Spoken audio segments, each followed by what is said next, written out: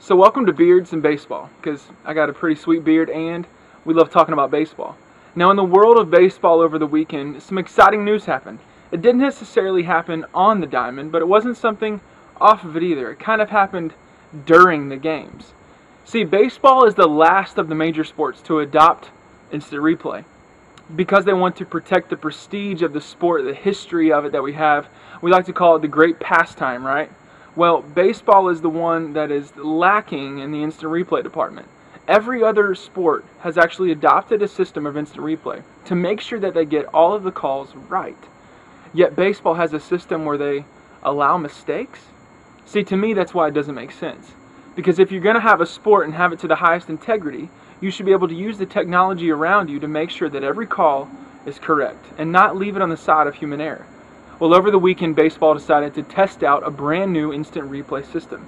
They didn't use it in-game, and they aren't exactly saying how it went. But over the weekend at Yankee Stadium and at Citi Field, the two New York parks, we actually saw a brand new system of instant replay that baseball decided to test out. That the system uses radar and camera replay, and it will be very similar to what we see in tennis. Whenever someone fires an ace or has a winner down the line, and there's a challenge, they raise their hand to challenge it, we actually go to the video replay, and you can see in the stadium, around the tennis court, on the video screen, where the ball went and how close it was to the line. And so the system would be similar for baseball. Now obviously the uproar around instant replay has been one in baseball for a while, but it was Armando Galarraga's near perfect game that actually caused the firestorm that we see today. It actually set in motion all the movements and all the steps to bring us where we are this past weekend. So if you don't know what I'm talking about with Armando Galarraga, click the link below.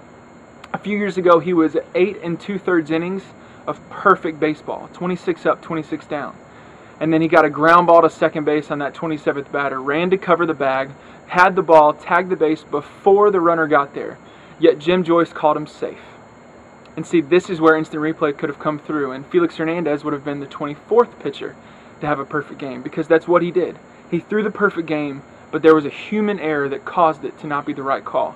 This is what instant replay gets rid of, and this is why I personally am a big fan of what baseball did over the weekend. Now we just hope they actually get to pull it off.